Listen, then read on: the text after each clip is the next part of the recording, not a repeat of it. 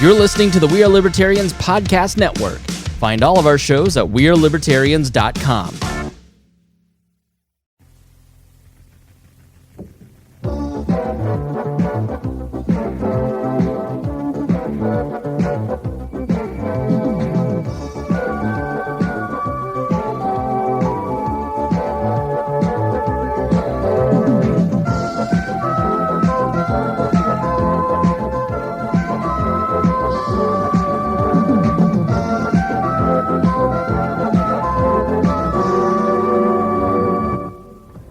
Hello, my name is Marshall Fritz. I'm with the Advocates for Self-Government, a tax-exempt educational organization headquartered in Fresno, California. The purpose of the Advocates is to present the freedom philosophy honestly and persuasively so that opinion leaders can encounter these ideas, evaluate them, and when appropriate, embrace the ideals of self-government. To achieve this purpose, we teach communication and presentation skills to those people who are most deeply committed to the freedom philosophy, the Libertarians. The presentation you are about to hear is part of the Communicator Workshop presented to 51 Libertarians at the Advocates' third annual Summit Conference held in Los Angeles, November 13, 14, and 15, 1987. This workshop was designed and presented by David Berglund, Philip Mitchell, and Marshall Fritz. It is copyrighted. Should you wish to make copies as personal gifts for your friends, you hereby have the permission of the authors. For commercial use, please write to us at 5533 East Swift, Fresno, California, 93727. And now, let's go to the live recording at the beautiful Pacifica Hotel. Unfortunately, the recording of the Ransberger Pivot made at Summit 87 in Los Angeles is not suitable for distribution. And therefore, we are replacing it with the same presentation that made at the Libertarian Party National Convention in Seattle just a couple of months before the same presentation was made in Los Angeles. We think you'll enjoy this presentation a great deal. On the back of this tape is the last presentation at Summit 87. In order to compact the entire presentation into 16 cassette tapes, we've needed to put the last presentation, which was a half an hour approximately, of participants saying what they enjoyed and what they got out of the Communicator Workshop, and plus the closing remarks of Philip Mitchell, David Berglund, and me. So this tape contains both the Ransberger Pivot and the closing remarks of Summit 87. We hope you've enjoyed these presentations.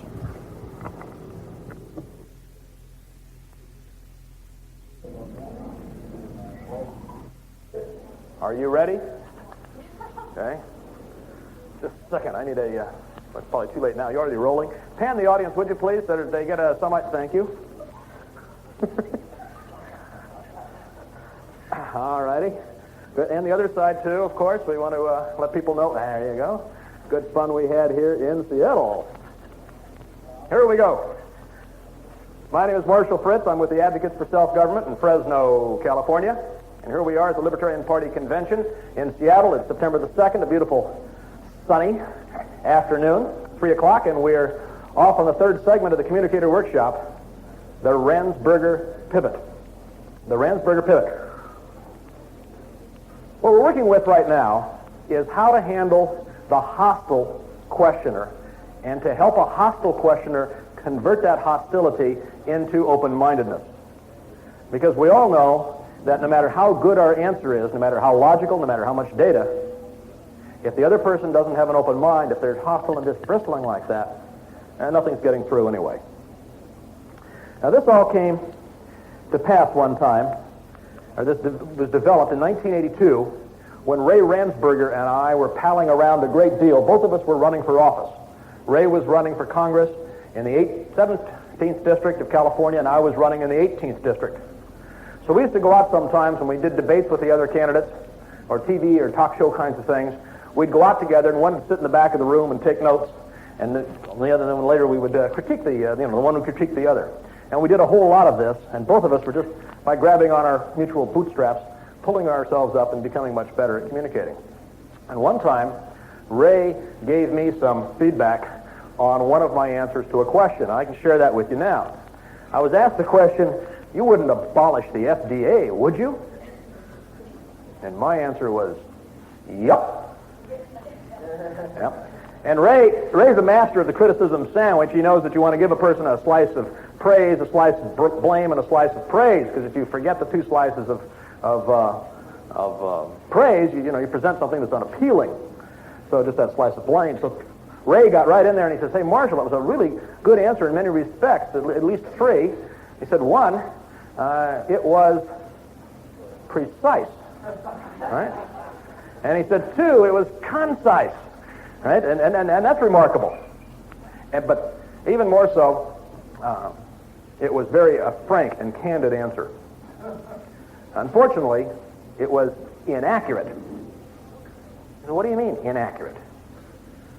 I said, did you accurately convey the kind of society that you want to live in to your listener? Or did something else go through your listener's mind than you expected? What really went through their mind was botulism, thalidomide. If this Fritz gets somewhere and abolishes the FDA, every time I open a can of Wheaties and beans, I got to wonder, is it safe to eat? Clearly we don't want this fellow Fritz getting anywhere. But that was really what people thought about. Botulism. But it wasn't what I was communicating. And the Ransberger Pivot has been developed to help us more accurately communicate what it is, the kind of society that we want to live in. Let me give you now an answer with the Ransberger Pivot at the front. Hey, wait just a second. I want to live in a society where people are safe from badly processed food and from drugs that haven't been tested properly. Now that is the pivot. That was the pivot. I like the rest of the answer, so I'm going to go on and give it to you. But the pivot is over. What I've said is I want to live in a world that's safe. Isn't that what the other person wants to? So he's nodding. Yeah, okay, good. The rest of the answer is kind of fun, though. Where is can I reach my cable? I can't reach that cable. So, what do you want? I want that power cord in my hand. All right. And I'm strapped to this thing. You have some idea, since you've seen this presentation before. It's safe for me to pick it up. Well, we'll see. Wouldn't that be fun? I'm good. I just like to be holding on to some 110 volts when I do this. Wait just a second. I want to live in a world where people are safe from food canners who wouldn't use adequate protections and drug manufacturers that wouldn't use adequate testing. I want to feel safe the way I feel safe around electric wires. You ever notice how safe Americans feel around electric wires? And even though there are people out there who would use inadequate insulation in the wiring, who would shave it too close, we feel safe from those people because of a little company called Underwriters Laboratories. That got together, the insurance companies, the underwriters got together 50, 60, 70 years ago and said, hey, wait a minute, too many homes are burning down from these bad wires. Why don't we create a laboratory where we could inspect it, we'll put a little red disc and we'll have advertising and says, buy only if it says Underwriters Laboratory, and you would have a safe home. Right? And we have, look at the safety we have in electrical wiring. That's what, I don't want to abolish the FDA. I want to replace a monopolistic concept that we're using now with maybe 5 or 10 or 15 different competing organizations, all competing to protect me.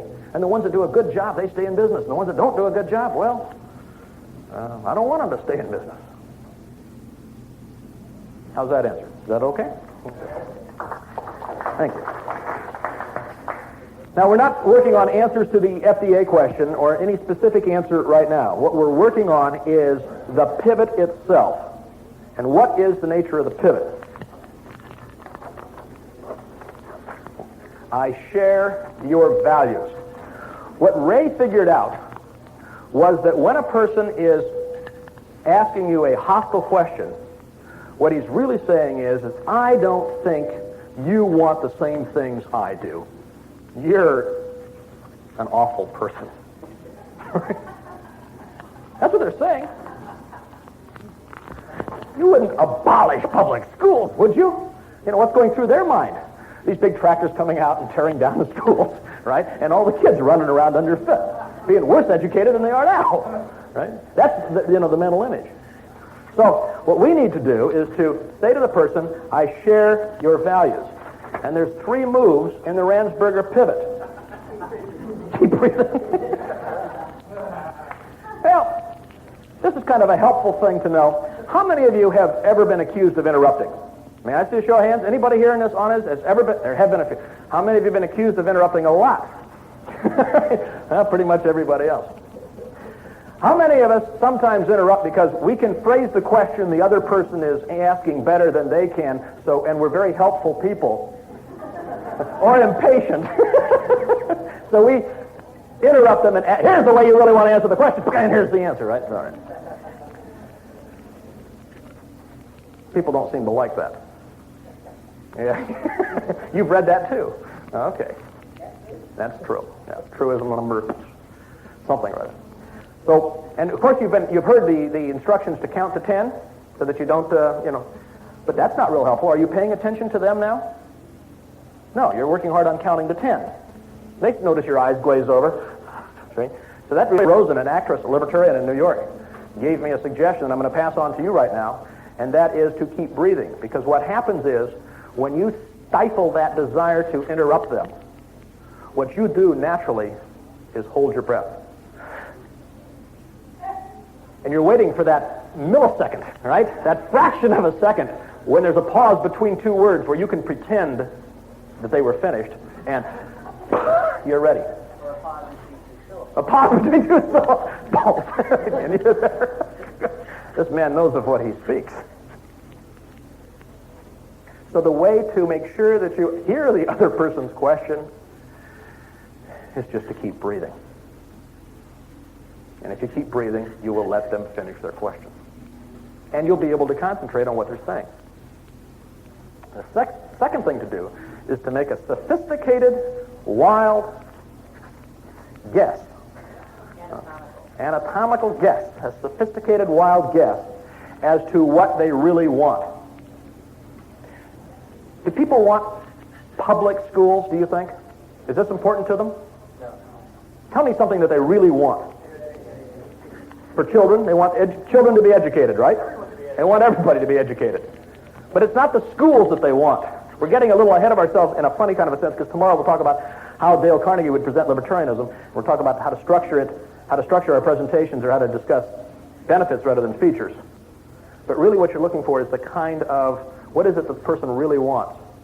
You quickly make the decision, is that what you want too? 99 out of 100 times it is. If the other person's goal is world domination, your best bet is just to leave. When you go fishing, what do you need? I think more than anything else, when you go fishing, you need water. You don't even need fish. You can go fishing for a week and have fun and never see a fish. But you can't go fishing without water. It just doesn't work. And we never get mad at the dirt. When you're driving to go fishing, do you ever get mad at the dirt because it's not water? No, you just get past it so you can get to the water. You don't need to get mad at anybody who wants world domination. Oh, fine. Let me talk to you then. Why try to change someone's goals? It's hard just to change a little bit of information, much less goals. So you make this quick computation. Do I want the same thing this person wants? And usually the answer is yes. And here's the hard part. And it literally is hard. Every time I catch myself using the Ransberger Pivot, I'm so pleased.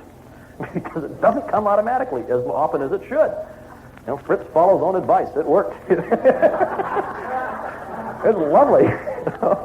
I just have a glow after a talk show if I use it once or twice. And it works.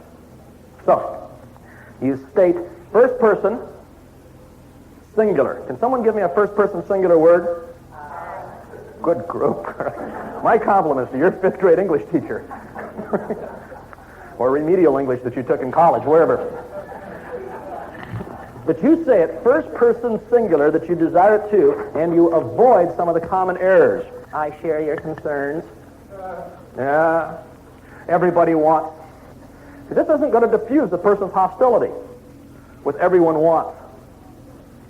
Oh yeah, we libertarians believe. I want to live in a society where every kid gets a chance for a quality education, a lot better chance than he gets today.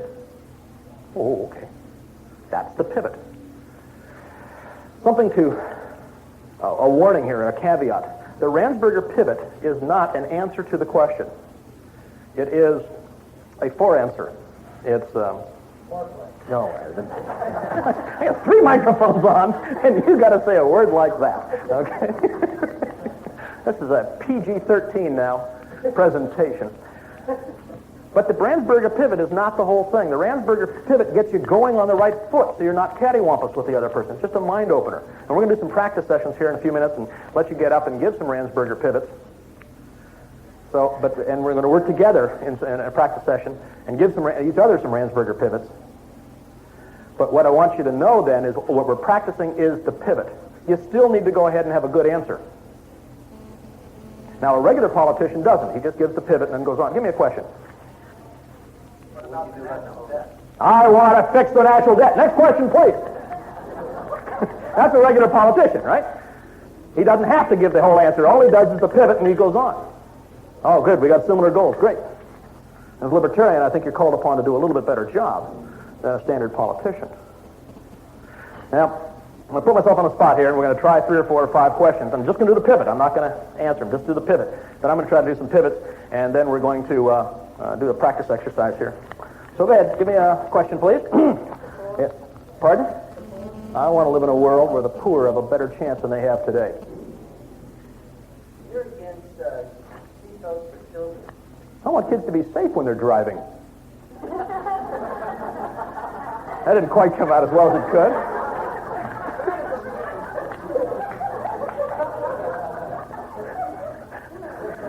I want kids to be safe when they're being driven by their parents or other people. All right, not right. I like parks. I'd like there to be more parks than there are today in society. Hey, look at, oh, okay. Okay. I mean, we're just kind of play acting, but still, it was a natural, real, oh, okay. She said I wanted to abolish parks. I said I want to live in a society that has more parks. Oh, okay. Especially mobile home parks.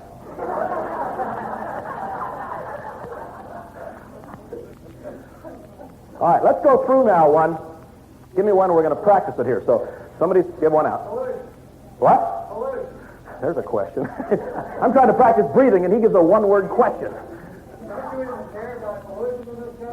Okay. Let's make an assumption. Let's try to guess. What do we know about? What does he want? Pardon? He wants to protect the environment? Speaking of Los Angeles fog, you don't care about that. Okay. Protect his health. Pardon? He wants to enlarge the EPA. He wants to enlarge the ECA. He wants clean air. He wants clean air. He wants to live. Okay. I'm going to play with your suggestion, sir, from over there. Do you want to enlarge the ECA or do you want clean air? I don't know what the EPA is. I do want clean air. Okay. EPA. I want clean air. I want the animals to survive. I want parks that I can. Okay. And that's really what was happening in this question. Do I want those things, or do I look like a kind of person who wants dirty air? I don't find anything particularly sinful about clean air, or more parks, or dangerous, or fattening, or some of the other things I try to avoid. With mixed success. But yeah, I would go along with all of those kind of things. I'm just slowing down the whole process here so we can see it now in slow motion. Okay. Let's get a couple of volunteers up in front here. A couple of orange cards. Where's our orange cards? Come on. Who's an orange card? Let me see a show of hands. All right, there's an orange card. Come on up here, David. Another orange card. Oh, good. Come on. One more. Need one more. Need another orange card. Come on, orange card. All right, we'll take a green or a brown or a blue this time. We'll take another volunteer. Did we get a third volunteer? All right, we got 4. Good. Come on, both of you. This is our new crew. Okay, well, I didn't want David to feel like he was the only guy that could do that.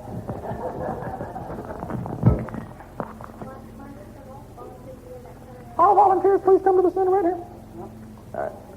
Very good. That way I don't have to walk over to them. And we'll come from this direction. Microphone working. Is this microphone working? Good. All right. Y'all are going to ask the questions, and they are going to do a walkthrough of the Ransberger Pivot. They're not going to actually give the pivot. They're just going to walk through it and discuss it. So we're standing outside and we're not doing it. We're talking about it, okay? So hold the microphone, okay? Both hands.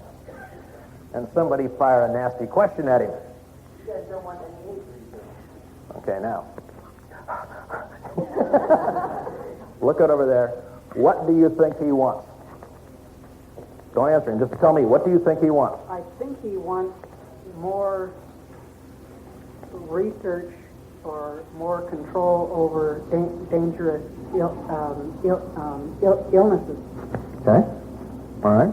I think that's a pretty good idea. He might want to be safe personally from AIDS. Right. All right. Okay. Good. What about you? Do you want to be? Do you think that's bad and should have more AIDS problems or not? We don't need more AIDS problems. I think that we need to do some more work on those sorts of problems. Okay. Good. Now, state your desire. He wants to live safer, protected from AIDS, or people to be safer. We're not sure if it's him or others that he's concerned about, right? Right. But you'd like yourself or others to be safe from AIDS too. Right. Okay. So now say it. First person, singular. Just start with I want. I want to also live in a world which does not have AIDS. Yeah, that's pretty good. That's pretty good. That's it. Okay, you can sit down, contestant number one. Patricia from Florida. Who's somebody over here? Looks like he had a real glint in his eye. I want to find out just how the hell we're going to keep those godless communists in Nicaragua with their Soviet hardware from coming across to Rio Grande. Okay, now let's... Clearly this man's a missionary. What does he desire?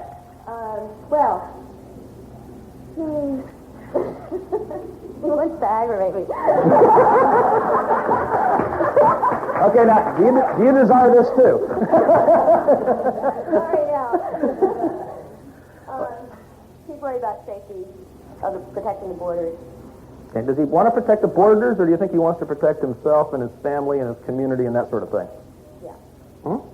He wants to protect himself. Himself and everything, okay. Now, would you prefer to be slaughtered by the communists, or would you prefer to be safe? Yeah, just personal preference. Can I come back tomorrow with an answer? I don't want to be slaughtered by the communists either. Good. I like that. Oh, I want to be slaughtered by the communists. Good. Okay, who's going to pick on Robert Pigeon? Nope. You libertarians don't want to have any building codes and zoning, and people are going to build all kinds of multi-user housing. There already isn't enough parking places, and why last night I couldn't find a parking place, and it's all your fault. That was certainly clear.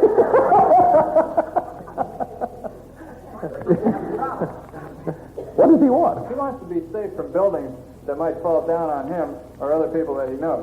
Okay, good. All right. Yeah, and the parking, he's concerned about the scarcity of parking, which aggravates him. Good. And he wants more parking, and he wants to avoid there being less parking. Good. What about you? Do you agree with that at all? Yeah, it's, I would welcome more parking. I would not like to see it be more difficult to park than it already is. Sometimes I spend a long time parking myself. I think you're over-pivoting now. He did his pivot. Let's give him his hand.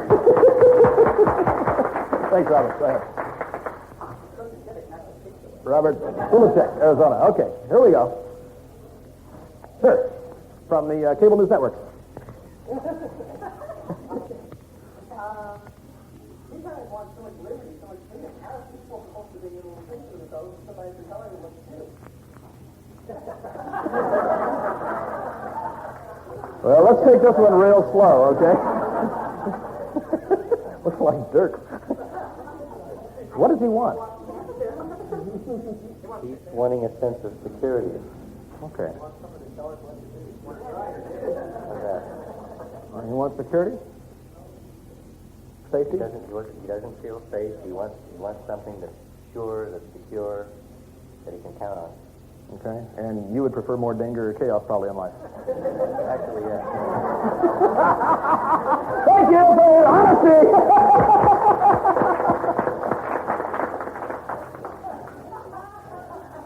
All right.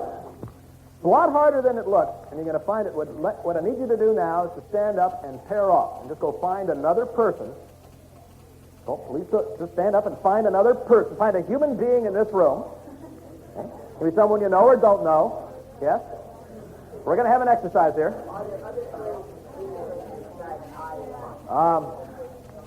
It's the one that I use all the time. I want to ask, are there any other leading phrases? And it seems to me it's a very easy way to say, I want to live in a society where is a good opening line. It just gets you going. And it's not like they're hearing this same line over and over and over again 50 times and getting used to it. So it's not hackneyed or anything, at least not yet. So maybe it would be nice if it got to be there. So anyone who would like to start getting this into their system so that it became usable, please stand up and find someone else. Go find a partner. Find a partner right now. Shake hands, and then I'll give you the instructions. Don't have to hold hands, just shake hands. Good. You got yourself a partner.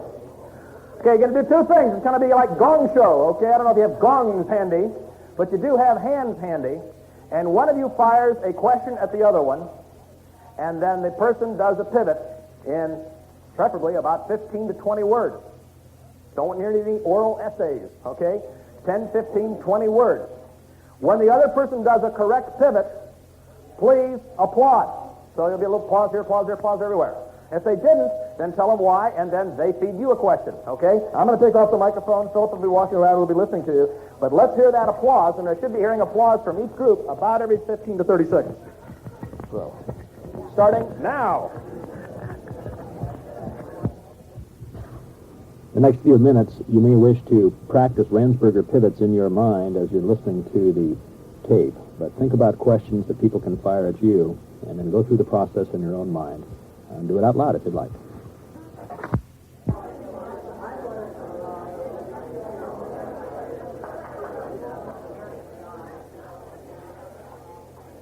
Let's have a couple of reactions. Philip Mitchell is going to play Phil Donahue and run around with the wireless microphone. Who did one right? Show of hands. Come on, tell us, okay, would you please tell us about one?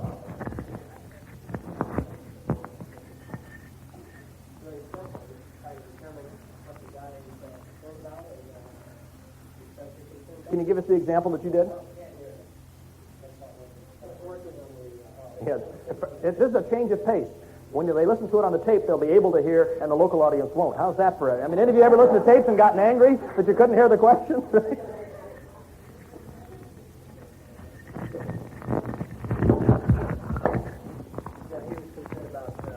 Here, walk over to here and you can get them both. He was concerned about our abolishing the public schools, and I just said, I'd like to live in a society that has good schooling for our kids. Good, there you go. Good. Anybody else have a reaction or a comment they'd like to make? Anybody have any problems that they thought were difficult or something that they'd like to share? Yes, right over here. Yeah, we got stuck. We got stuck, okay. He decided he didn't want to live in a world where his wife could bring husband to go to a prostitute. This is back and forth. Maybe one of us could answer it, because I think we didn't do the pivot. We got stuck on trying to answer the fear. Yeah, and I think it's the same problem that Lloyd had over here, in that when the question came up, what about prostitution and drugs, he said he didn't think that the person was really concerned about living in a safe world. What the source of the concern was, I want to run your life for you. I want to stomp on you. And he didn't have a good pivot for that. I mean, that's a person who's into partial world domination. So maybe we can't convert them or get them to become libertarians just yet. I don't agree with a person who's a stompist. I happen to be, I was talking to a talk show guy, and he says, I can't be a libertarian, I'm a moralist. And I said, hey, I'm a moralist, I'm just not a stompist. And he said, what's a stompist? And I said, a stompist is a person who stomps on other people that don't agree with his morality. So maybe stompists can't become libertarians until they get over their stompism. Yes, Ken Benson. Sometimes the person posing that question may be concerned that people may make poor choices but still emphasize the back. Yep. Yeah, I'm concerned that so many people make so many poor choices for themselves, and I'd like to live in a society where people make fewer bad, poor choices. Yes, front row. Well, couldn't one possible pivot to this be that you also are concerned that people live up to their contractual commitments?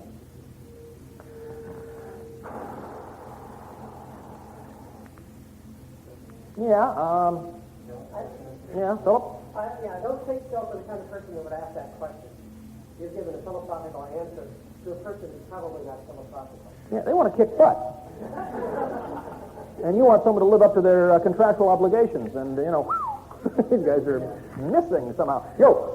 When you have a person who, has a very, very different, fundamental, philosophical point where they, it's hard to believe that non-libertarians, and they don't believe that a good number of people are competent to take control of their own lives. And these people need to be provided for, led, or guided, or so on. You really can't pivot with them because you're not coming from the same place. You can't say, you can't affiliate with them. You can't say, I want something like you want, or I want the same kind of thing you do. I don't believe what you do. What do you do in a situation like that? It's difficult. I move on. Yeah, I'm driving over soil. I need to get the water if I'm going to fish. You've got a point. I want people to lead fulfilling lives too. The question is, can they do it best by deciding for themselves or by the state? The problem is the person who gets fulfilled only by telling other people, not by telling other people, by forcing other people to live it his way. And how does that person get fulfillment in a libertarian society? I don't know. Become Mother Superior somewhere or something. Okay, let's stay back on the point. Occasionally, or from experience, you will get a question that in a sense is not answerable. But most of the time, this will be one of the most powerful tools that you can use. So let's focus in on the times. If it doesn't work, big deal. Most of the time it'll work because most of the time there's people's questions, there's some fundamental human underlying need. And most of the time you'll be able to ferret it out. I'm going to take one more question, and Don Ellis has had his hand up for a bit. You're talking about this in San Diego. Here's all we have to use I. You can rephrase the question, and if someone asks me that question, I say, are you asking me if I want to see a lot of prostitutes running around and all of our children using drugs? Yep. That's not exactly... That's not the Ransberger Pivot, but it's a very useful thing to do sometimes. But Yep.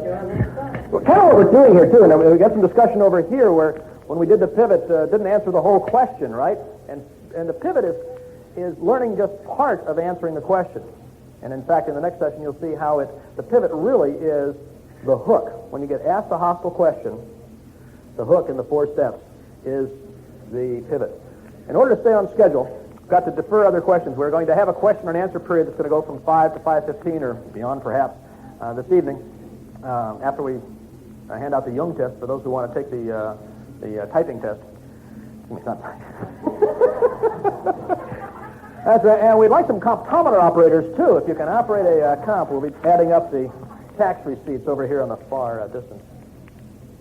So, got to end the questions now. Let's have a recap. The Ransberger Pivot is where you state that you have certain values. They happen to be the values or the goals, the objectives that the other person has. And an easy way to remember that is to say, I want to live in a society where. Not that that has to be the canned phrase to use, but it's an easy way to get into that.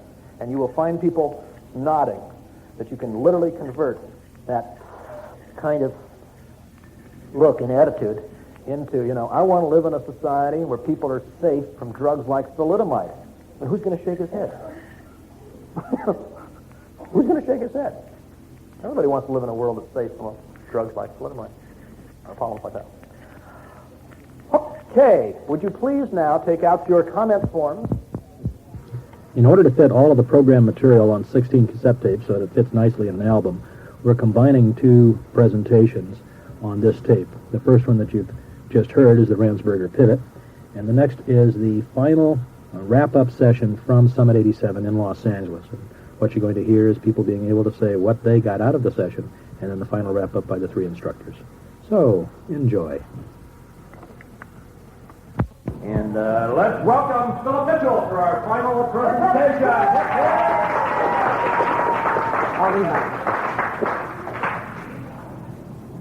Okay, folks, what you have is a wonderful opportunity to come up here, and 30 seconds, Marshall is going to time from the back of the room. You have 30 seconds to say what you got good out of this workshop. So step right up here. Let's have, come on. I got support. I really did. A lot of confidence in what we're going to do, and I got direction. I now know my first priority is to get into Toastmasters and become the speaker I should be. Thanks. Terrific. Thank you, George. Come on up, Karen. Somebody else get ready while Karen is talking. Oh, name the city. Karen from Tacoma. All right. I got the opportunity to practice getting in front of my peers. I also received tools that I will take back with me to Tacoma to review and to study and to work, because I have to work at it to come up with the answers that I need to some tough questions out there. Very good. Thank you, Karen. Who's next up here already? Come on, Tim. Some of the rest of you. Dave, get up here. Somebody else. This is my third Advocate Summit I'm attending. Yes. And I'd like to say that what I got... Hey, that's right. I want to say what I really benefited from having David Berglund participate. I've learned one or two things from David, and I think you three guys are more or less going to be the three musketeers from here on out. Thank you. Thank you, Tim. Okay, Dave Dawson. From Casper, Wyoming. That's right. And I got a lot of information and tremendous honor. I really thank all of you for making all this possible. I can't think of any organization in the whole world that I'd rather get an honor from than the Advocates for Self-Government, and a lot of new friends, and I just really appreciate all of that. Thank you. Thank you, Dave. And you're going to shame all the rest of us into doing more, right? That's one of the great motivators of all time. Okay, Tom Riley. From La Cañada. There you go. And this is my second summit meeting, and I did appreciate especially the practice chances that we had. The Ransberger Pivot, the hook, the four-step method. It was especially valuable to get that practice. Thank you, Tom. Another one for practice. Here's Bruce McKay from Garden Grove, California. I think what I learned most effectively out of this whole conference, how to use my body mannerisms, bring my voice down and talk in a passionate mood, and everything that's required to take this movement and take it out to the people so we can have victory in my lifetime. There you go, Bruce McKay. Oh, we need another one up here. Okay, here comes Bob. Bob is from Torrance, California. From Torrance. Bob, speak up. Fortunately, he's You have a much quiet younger voice. than I am, so it might not happen in my lifetime. But you're going to work to do it in your lifetime. If given the opportunity. I have gotten quite a bit out of this conference, and the main things are that I have met other people who feel the way I do, which is always a very big internal lift to me. Plus the fact I think that I have picked up a lot of tools so that I can be more effective in putting over some ideas without leaving people thinking that I'm a nut. And it would be very nice to, by this time next year, say, I brought in one a month. Even if they don't stay, I brought them in. You know, I love this very much. Thank you, Bob. Good. We have Steve from Santa Clara. Hello. Well, I got a lot out of this weekend. I need to spend at least a weekend every few months with Marshall and his folks to keep up with the latest technology and libertarian outreach. And every time it gets better. Thank you, Steve. Right, David Nolan from Georgia now, Atlanta. From the Atlanta area at the moment, but maybe soon California. Who knows? Great. You're going to get smarter, huh? I hope so. Good. This is my first summit conference, and I've enjoyed it very much. The thing that I've enjoyed the most, I think, is seeing libertarians get so enthusiastic about learning new tools.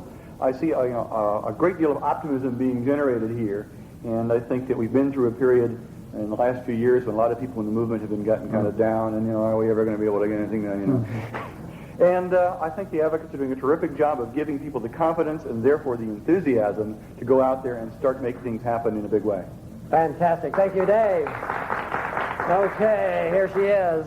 I got a lot of homework. We got to get your name on here. June Dennis, Woodside, California. There you go. I got a lot of homework.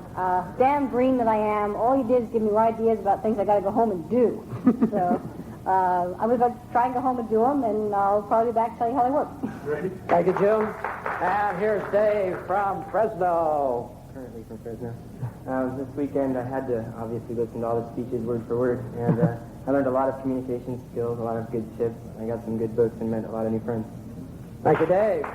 Okay, Russ from Seal Beach, California. I think Marshall's done a wonderful job bringing sales tools to a libertarian movement to sell the idea that is really needed, and I've been motivated to get involved in Toastmasters. Oh, great. Thank you, Russ. And here's Dave Graham.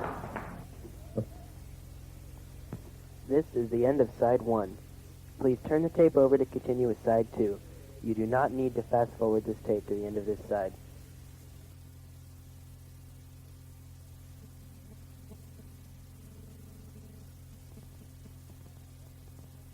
Okay, Russ from Seal Beach, California. I think Marshall's done a wonderful job bringing sales tools to a libertarian movement to sell the idea that is really needed, and I've been motivated to get involved in Toastmasters. Oh, great. Thank you, Russ. And here's Dave Graham. From Escondido. I've learned a lot. I've learned a lot about the theory of libertarianism. I've learned that it can work, that we can win, and I've learned a lot on how to communicate with my friends and other people in the libertarian scene. Thank you, Dave.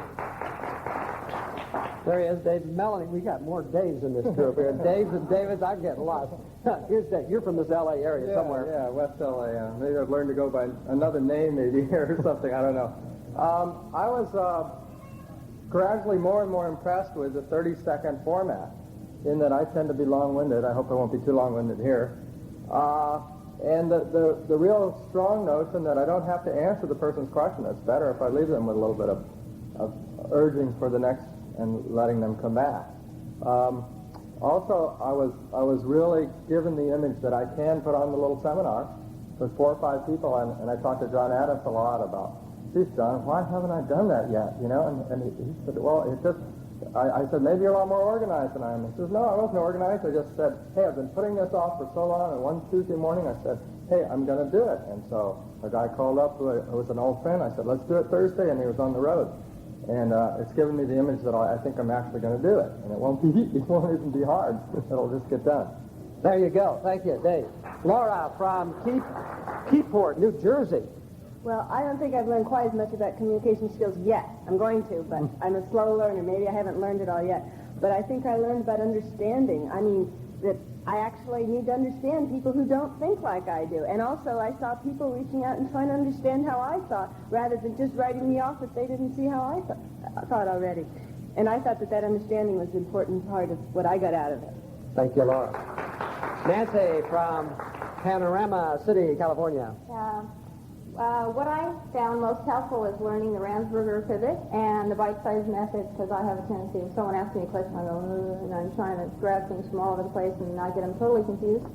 So that, I think, will be really helpful if I practice on that. And also, I am interested in speaking to high schools and colleges, and I thought that information was really helpful.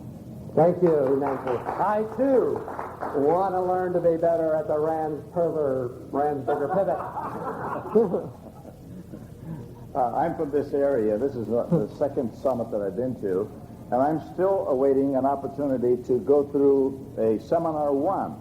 And I wonder if there's anyone in the group here who would be willing to form with me that group of 4 or 5 people and conduct the seminar 1. I live in La Cañada, and please contact me afterwards if you're interested in this.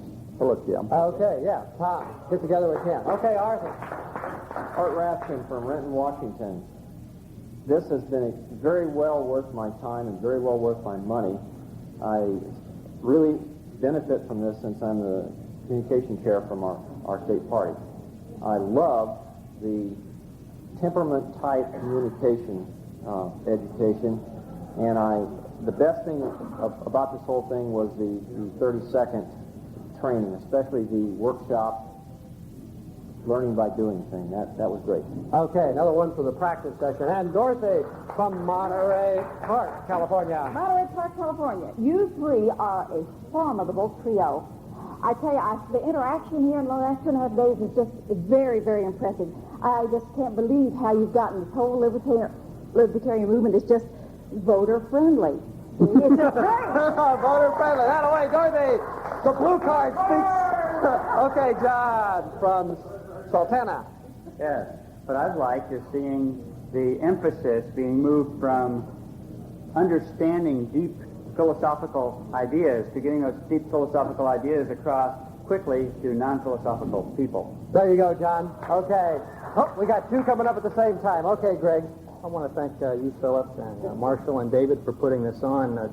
For me, it gives me some hope that our movement can move forward and that we can have a change in the future. Thank you, Greg. You were just moral support. That's right. Oh, okay, there you go. Okay. Linda has one more to say here. You're from? Also in California. Yes, sir. And I just want to let everybody out there know who wants to get associated with the Toastmasters Club, if you give me your name and address, I will personally refer you to at least one in your local area. There you go. Linda's out recruiting for Toastmasters. Wait a minute. David's got something. Here we go. David's got one. He's going to read. Okay, David. Before he left, one of our friends, Eric Palmer, left his comment. He wrote it on the back, and he wrote it like this. He identified certain parts of it. At the beginning, he's got a little word that says hook. It says, silence is the voice of complicity. Theme. You should become a voice of liberty by attending the communication workshop, the communicator workshop. Body. I learned techniques to communicate my ideas successfully every time, in every everyday conversation and rapid-fire response to the tough questions. Close. Get into the workshop. There you go. Isn't that a close? Here's Marshall. What can you do when you go back home? Well, we can think of a couple or three items. So let's wrap this up. I get to discuss the first item.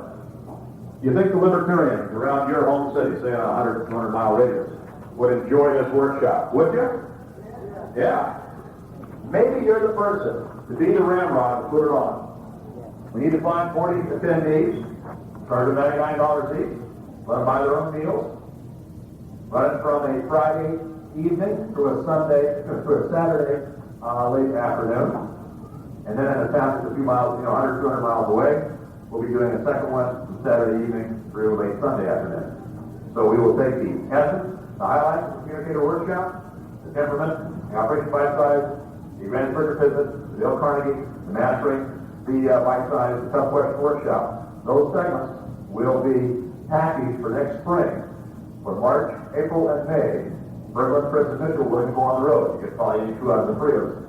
We're trying to get ourselves to become a relatively interchangeable part.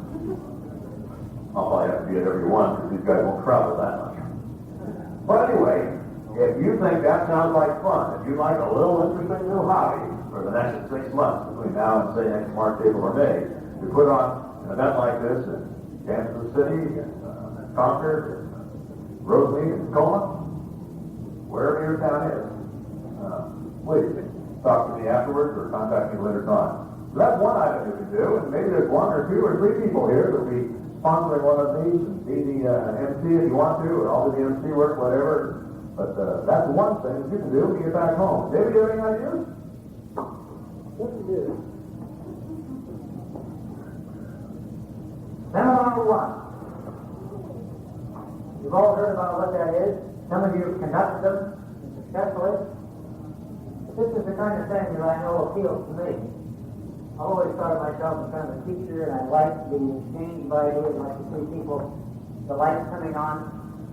And I have the experience, certainly from my time as a law school professor, of using the Socratic method, and that really works.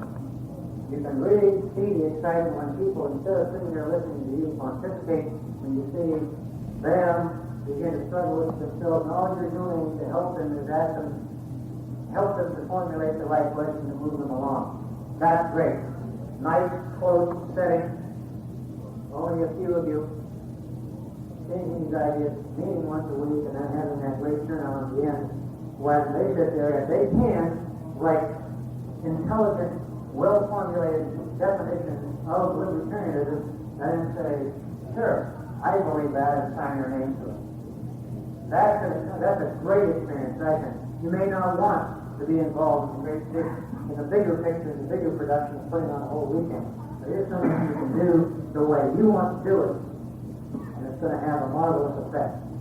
So if that's what appeals to you, and I know it's the kind of thing that appeals to me, then now I have an opportunity to to make it work, and all the support that you need from this organization to be able to put it together and make it work for you and make it work for our movement.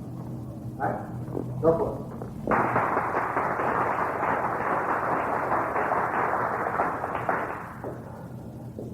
There's a place for each of us, whether it's the grand scheme of promoting a workshop like this, doing a seminar, speaking to one individual, speaking to two, whatever it is, there's all kinds of place for us.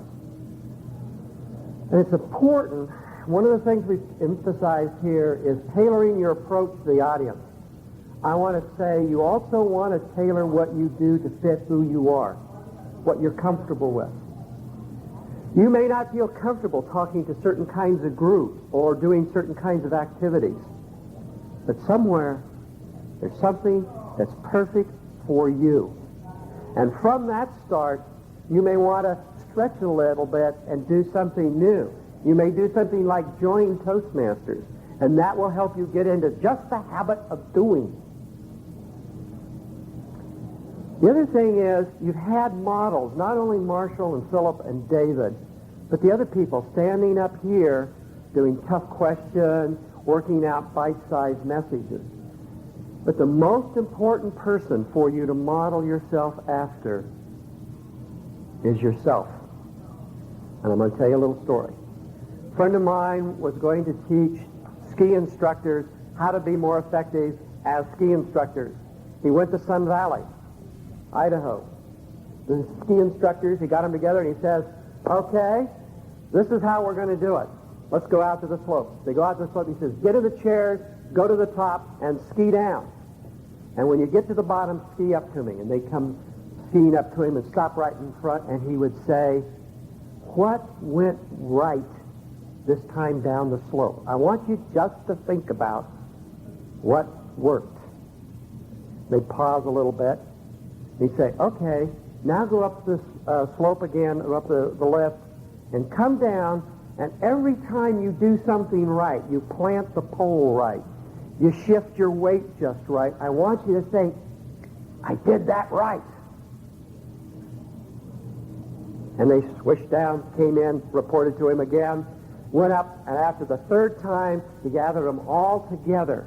And every one of those expert ski instructors said they had never skied down the slope as well as they did that one last time, that third time they came down the slope.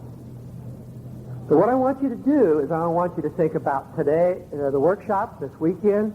I want you to go back in your mind, something that you did right, and say, yeah, I remember that, and drag that out of your deep recesses of your memory, move that right up in top of your mind. Some other experience, a quality, something like courage that you may feel you need. Yeah, I remember when I was courageous, and you bring that up. And you go back into your files and you bring up successes from the past, and then as you do things, you give a little speech or you're just talking to the neighbor, and afterwards you go away and you say, what did I do right? That's the thing that will most change you, because the way we learn is to repeat and do what's in our mind.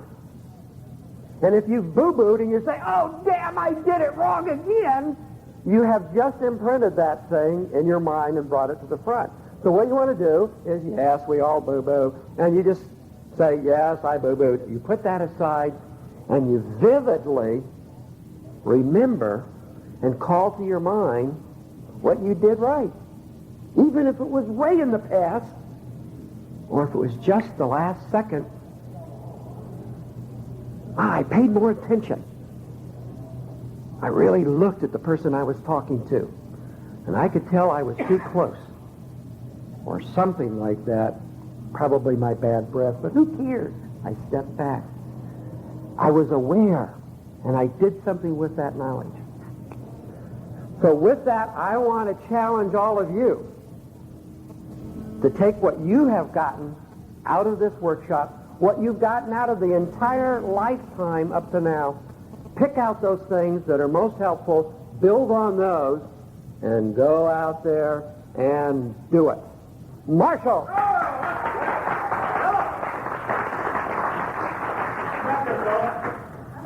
Come back here, Philip. I gotta get a mic for Marshall. The microphone is dead, Philip. The microphone is not dead. The tape recorder that it's going into is dead. Oh, So I was using the microphone as a metaphor for the tape recorder. But if I'm close to this one, we're still getting it on the backup tape down south here. We want to thank you very much. Everyone that was here, all, 45, 50, sometimes 60 and 70 people, and especially you, the Endurance Caucus that is held in here. The hard cause. The hard. It's 5 o'clock straight up my time. I know Alex's watch is still off. It's probably 5:04 his. So look at him, 5:05.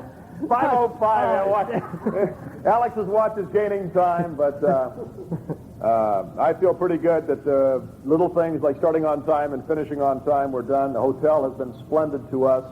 You have been a splendid audience. And I want to show a little of our appreciation for you. The best audience we've ever had. It really is. Yeah. All right, we're going to get one. And we've never said that before. We have never said that before. I always wondered, they say that but we have never said that before. We'll have to say it now every time, I suppose. I don't think so. Oh, okay. Anyway, we have a little present for you. That's about the size of it. Please take a cassette tape, courtesy of the Advocates. This is the one I spoke of last night. Most important speech I've ever heard in the Libertarian movement. Most important speech I've ever heard in the Libertarian movement, and that is Communicating with Liberals by Peter Bregan. If you already have one of these, and by the way, the cartridges are over, what do they call them, little cabinets that they put these things in? Cases are over there. We can get you a case. But if you already have one of these, then you're invited to take another one to give to a friend, or to pick out any other Advocates cassette tape. If it says, the blue, like Advocates for Self-Government, you're allowed to pick out any other tape out there. My son Gene will make sure that you get one that you like. So we'd like to give you one of these. And then a final housekeeping announcement. I just heard that George Smith is speaking on the separation of school and state in the room right next door. They've held that for a couple of minutes to allow you. That is the Post-Endurance Caucus. And if you have got any energy left, you are in for an incredible treat to listen to George Smith on this subject. We're coming, George! Coming down! Coming down so they can come and see you! Ladies and gentlemen, good night! Good night! Thank you.